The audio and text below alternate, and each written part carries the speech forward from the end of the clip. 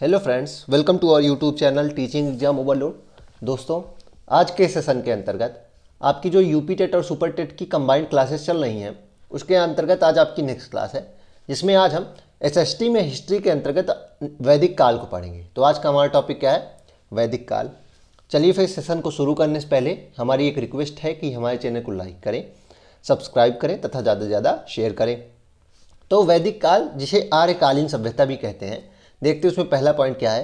तो आर्यकालीन सभ्यता में आर्य शब्द का अर्थ क्या होता है? पहली बात तो यही है कि आर्य शब्द का अर्थ क्या होता था? श्रेष्ठ, उदात्त, अभिजात, कुलीन, उत्कृष्ट या स्वतंत्र। मतलब आर्य शब्द के विभिन्न अर्थ थे। श्रेष्ठ मतलब जो ऊपर हो, उदात्त, अभिजात मतलब कि जो उच्च वर्ग से आता हो, कुलीन हो, अच्छे वर्ग से आता हो, उत्कृष्ट हो या फिर स्वतंत्र हो। ध्यान रखिएगा, आर्य शब्द का अर्थ ये सब चार चीज़ें होती हैं। आगे देखते हैं।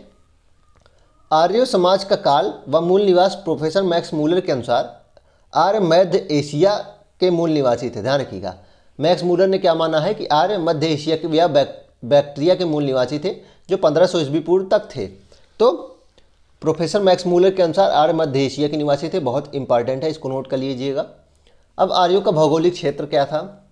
भारत में उन्होंने सर्वप्रथम सप्त सैंधव प्रदेश में बसना प्रारंभ किया। मोस्ट इंपॉर्टेंट पॉइंट है, ये पूछा जाता है कि भारत में उन्होंने सर्वप्रथम सप्त सैंधव प्रदेश में बसना प्रारंभ किया। सप्त सैंधव प्रदेश क्या था? सिंधु और उनकी सहायक नदियां जो थी, उनके आसपास का जो क्षेत्र था वह सप्त सैंधव प्रदेश था, और उन्होंने सर्वप्रथम सप्त सैंधव प्रदेश में ही बसना प्रारंभ किया। आर्यों के कबीले देख लेते हैं। आर्यों का सबसे महत्वपूर्ण कबीला भारत था। इसके शासक वर्ग का नाम त्रिशु था। तो इसके शासक वर्ग का नाम क्या था? त्रिशु था।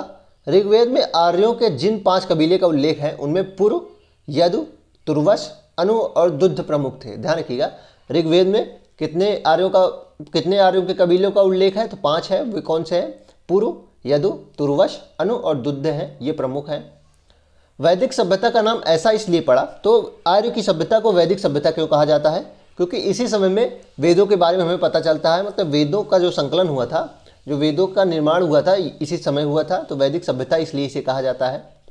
अगला पॉइंट है कि ऋग्वेद में ही प्रसिद्ध गायत्री मंत्र है, जो सूर्य से संबंधित देवी सावित्री को संबोधित किया जाता है। ध्यान रखिएगा, ये सूर्य से संबंधित देवी सावित्री को संबोधित है, तो ऋग्वेद में ही प्रसिद्ध गायत्री मंत्र है।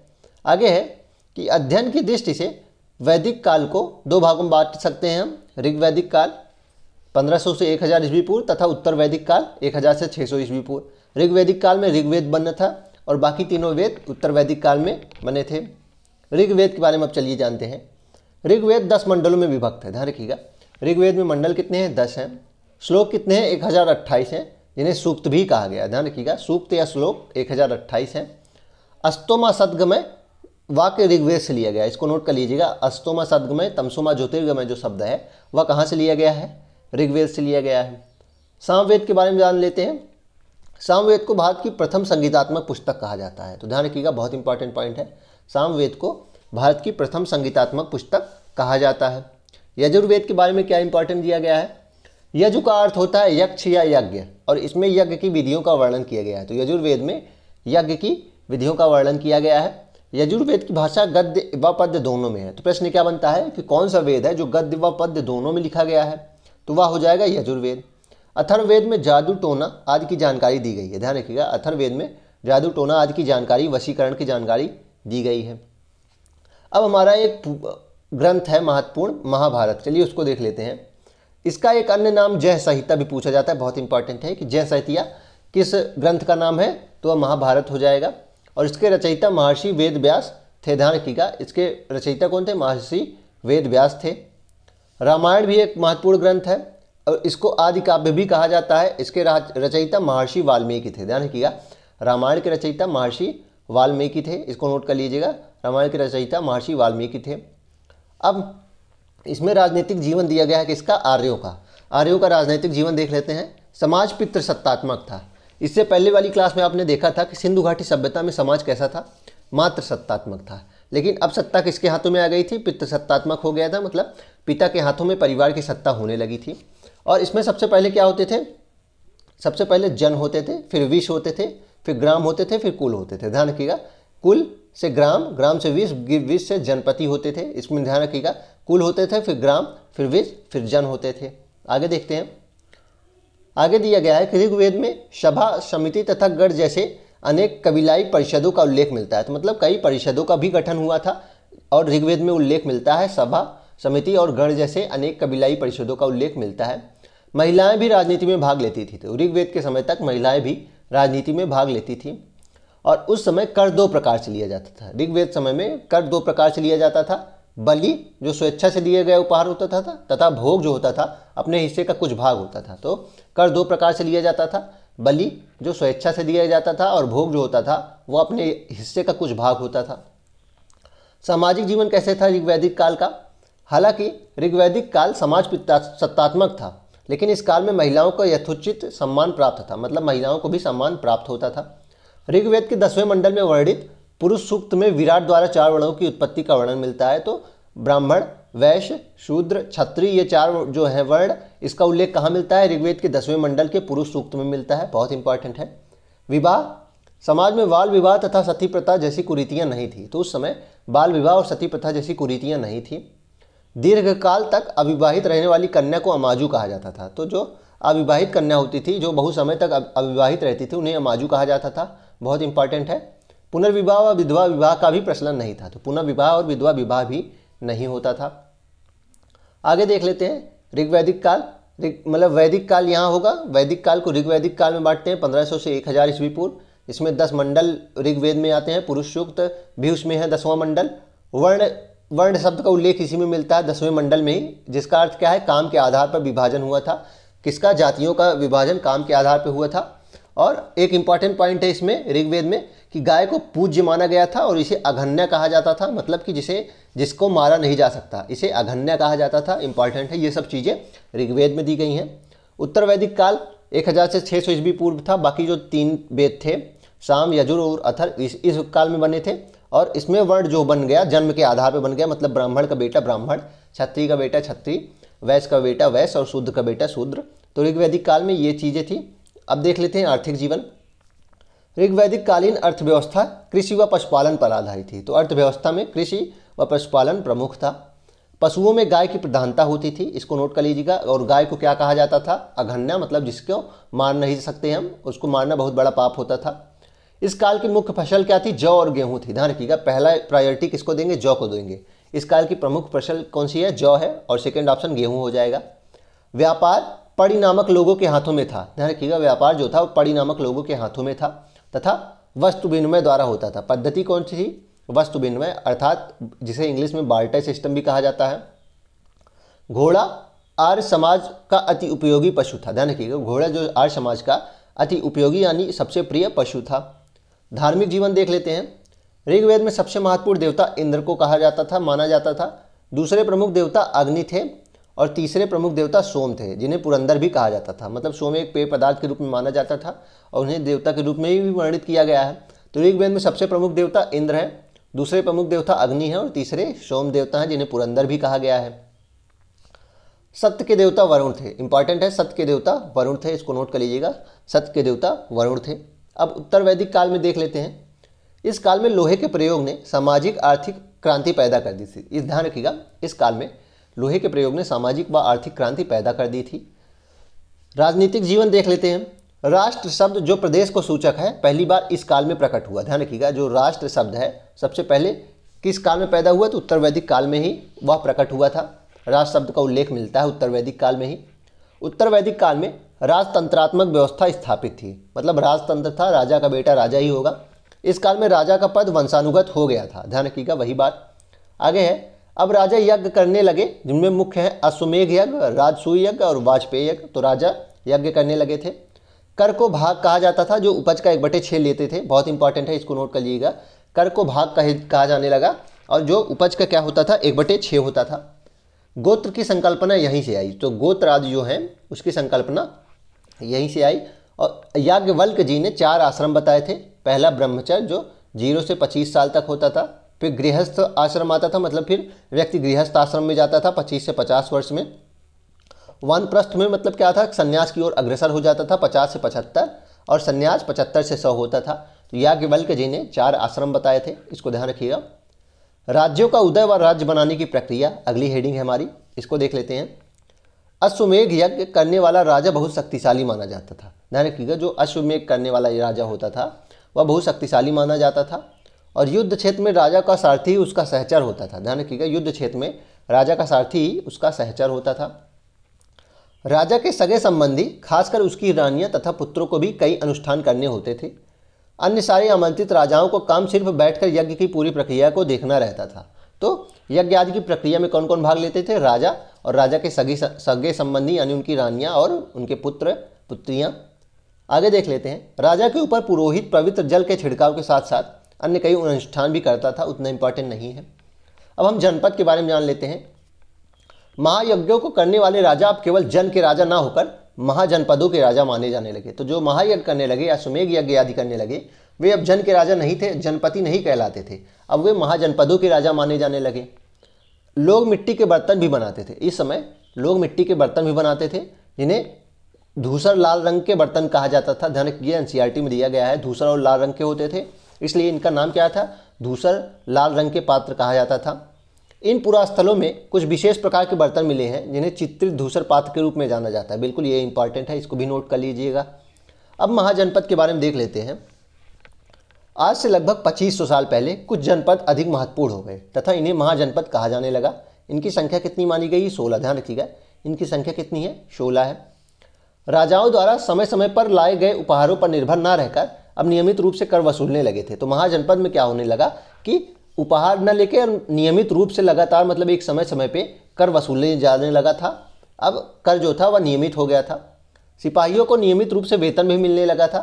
कुछ भुगतान संभवतः आहत सिक्के के रूप में भी होता था। ध्यान रखिएगा, सिपाहियों को भी नियमित रूप से वेतन मिलने लगा था।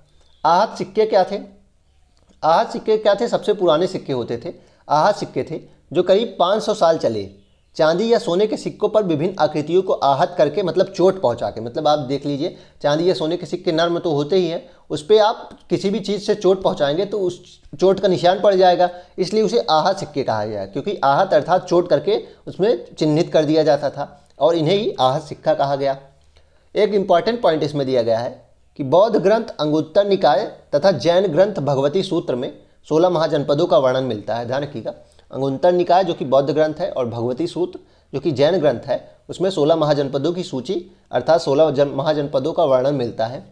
16 महाजनपदों के वज्जी और मल्ल गणतंत्र थे। ध्यान रखिएगा, उसमें 16 में से 14 प्लस तो 2 का विभाजन था। 2 कौन से थे? गणतंत्र थे, मतलब लोगों का शासन था, जो कि वज्जी संघ था और मल्ल संघ था। इसमें गणतंत्र थे, बाकी 14 कैसे थे? राजतंत्र थे। सबसे शक्तिशाली महाजनपद कौन सा था? मगध था। ध्यान रखिएगा, सबसे शक्तिशाली जो महाजनपद था वह मगध था। 16 महाजनपदों में अश्मक ही एक ऐसा जनपद था जो दक्षिण भारत में गोदावरी नदी के किनारे स्थित था। ध्यान रखिएगा, प्रश्न बनता है कि दक्षिण भारत में कितने महाजनपद थे? तो केवल एक थे। या फिर प्रश्न पूछा जाता है कि दक्षिण भारत का केवल एकमात्र महाजनपद का नाम क्या है? तो अश्मक हो जाएगा, इसको नोट कर लीजिएगा। क्या हो जाएगा? अश्मक हो जाएगा। अब मगध राज के बारे में ध्यान लेते हैं जो सबसे शक्तिशाली महाजनपद था। भारत में 16 महाजनपदों में सबसे शक्तिशाली मगध जो वर्तमान पटना में है, पटना के आसपास पाटलिपुत्र के क्षेत्र में पड़ता है, मगध था। मगध गंगा और सोन नदी के संगम पर स्थित था। ध्यान रखिएगा, मगध गंगा और सोन नदी के संगम पर स्थित था और मगध के आसपास घने जंगल थे। मगध में ही अब कौन कौन से वंश आए चलिए देख लेते हैं। हर्यक वंश आया सबसे पहले। हर्यक वंश का पहला राजा कौन था? बिंबिसार था, जो कि 544 से 492 ईस्वी पूर्व तक था। तो हर्यक वंश में पहला शासक कौन है? बिंबिसार है। बिंबिसार इस वंश का प्रथम शक्तिशाली शासक था। वह बुद्ध के समकालीन था। ध्यान रखिएगा, इंपॉर्टेंट है, ये बुद्ध के समकालीन थे।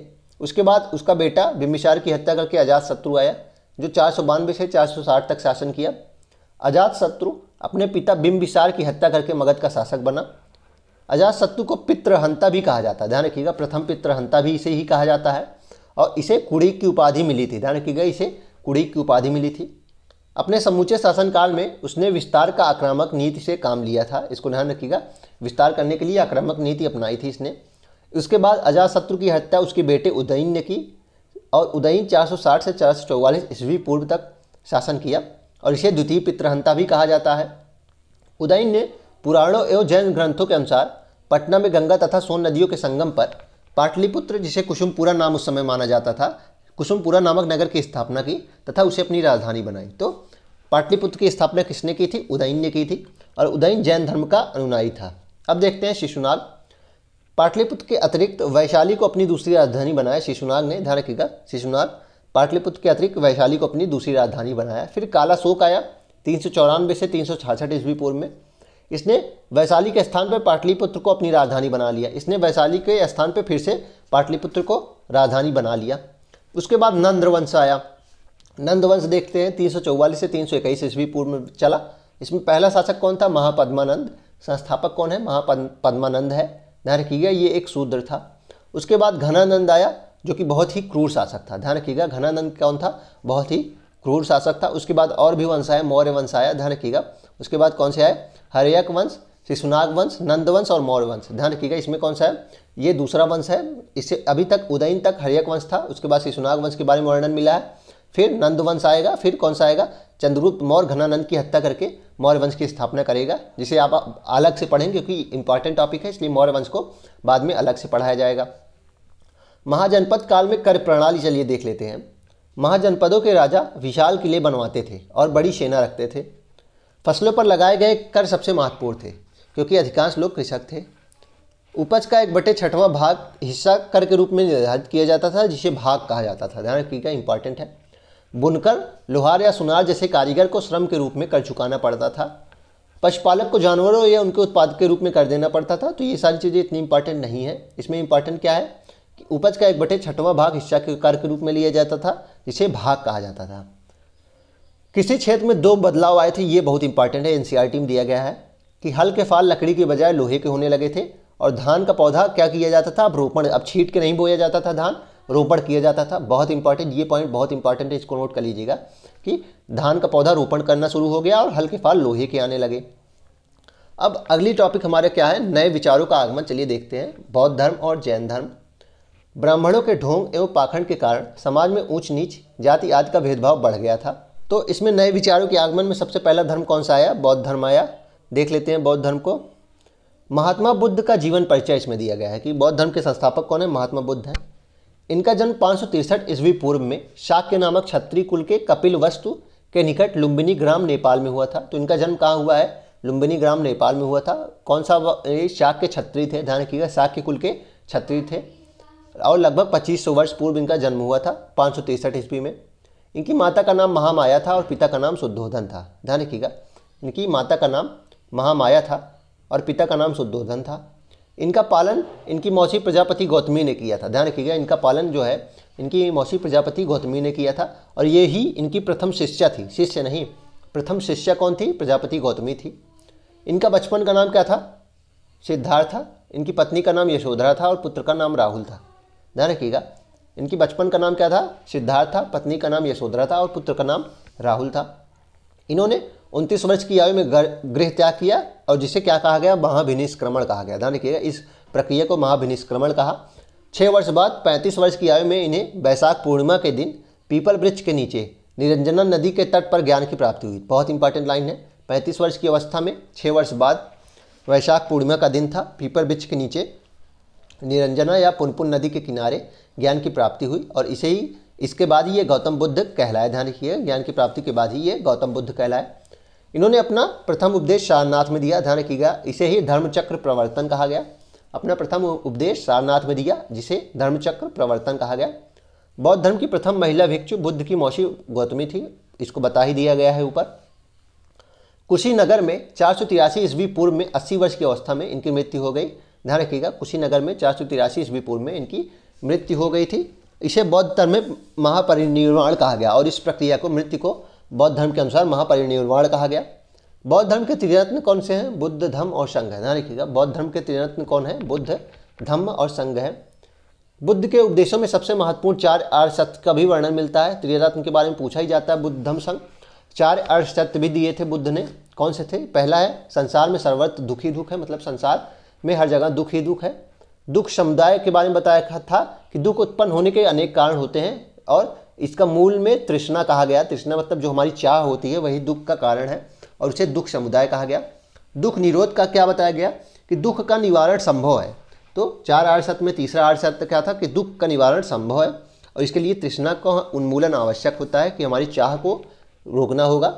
अब दुख निरोध ग्रामीणी मार्ग जो था वह चौथा आर्य सत्य था, इसमें बताया गया था कि दुख का जो रोकना है, हमें दुख निरोध करना है, उसे किस तरीके से करना है। ये 4 आर्य सत्र हो गए। इसके लिए इन्होंने अष्टांगिक मार्ग दिया। तो पहला क्या था, दुख था। दूसरा दुख समुदाय मतलब दुख होने का कारण। तीसरा दुख निरोध मतलब दुख को हम रोक सकते हैं। चौथा था दुख को हम कैसे रोक सकते हैं, तो उसके लिए अष्टांगिक मार्ग दिया। ये 4 आर्य सत्र महात्मा बुद्ध ने दिए। महात्मा बुद्ध की शिक्षाओं की भाषा क्या थी, पाली थी। ध्यान रखिएगा, इनकी जो शिक्षा देने की वो भाषा थी वह पाली थी। इनके ग्रंथ भी पाली भाषा में लिखे गए हैं। बौद्ध धर्म मूलतः अनीश्वरवादी था और ये अनीश्वरवादी थे। स्तूप का शाब्दिक अर्थ क्या होता है, टीला होता है। तो इनकी मृत्यु के बाद स्तूप, इनके जो बॉडी पार्ट थे उनको स्तूपों के अनुसार दफनाकर उनके ऊपर विभिन्न चीज़ें जो मंदिर टाइप के बना दिए गए थे। बौद्ध धर्म के अनुसार विहार बना दिए गए थे और स्तूप का अर्थ उसके अनुसार क्या होता है, टीला होता है। अब जैन धर्म के बारे में देख लेते हैं। जैन धर्म में 24 तीर्थंकर हुए। इसके संस्थापक व प्रथम तीर्थंकर ऋषभदेव थे। ध्यान रखिएगा, प्रथम तीर्थंकर व संस्थापक ऋषभदेव थे। महावीर स्वामी का जन्म 540 ईस्वी पूर्व कुंडग्राम वैशाली में हुआ था। ये आगे देखते हैं। इनके पिता का नाम क्या था, सिद्धार्थ था। इनके पिता का नाम क्या था, सिद्धार्थ था। माता का नाम त्रिशला था, जो लिच्छवी नरेश चेटक की बहन थी। इंपॉर्टेंट है। बचपन का नाम वर्धमान था और पत्नी का नाम यशोदा था। इंपॉर्टेंट है, नोट कर लीजिएगा।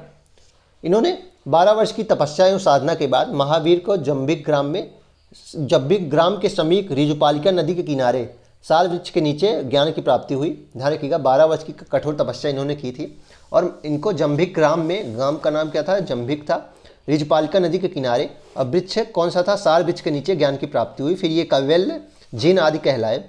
इनकी मृत्यु 72 वर्ष की उम्र में पावापुरी बिहार में हुई थी। 480 ईस्वी पूर्व में ही हुई। इनकी भाषा क्या थी, प्राकृत थी। इनकी भाषा क्या थी, प्राकृत थी। सफ़ेद वस्त्र पहनने वाले इनके 2 समुदाय थे। जैन धर्म के 2 समुदाय थे, श्वेतांबर और दिगंबर। श्वेतांबर सफ़ेद वस्त्र धारण करते थे। दिगंबर का अर्थ क्या था, जो दिशाओं को ही अपना अंबर मानते थे, मतलब वस्त्र धारण नहीं करते थे। तो इसी के साथ आज का सेशन हम समाप्त करते हैं। आशा करता हूँ कि आपको यह सेशन पसंद आया होगा। अगर आप इसी तरह के अन्य सेशन भी देखना चाहते हैं तो हमारे यूट्यूब चैनल को लाइक करें, सब्सक्राइब करें तथा ज़्यादा से ज़्यादा शेयर करें। साथ ही अगर आप इसकी PDF प्राप्त करना चाहते हैं तो हमारे टेलीग्राम चैनल का लिंक डिस्क्रिप्शन बॉक्स में है, आप उसको ज्वाइन कर लीजिए। आपको सारी PDF वहीं मिलेगी। चलिए फिर, धन्यवाद।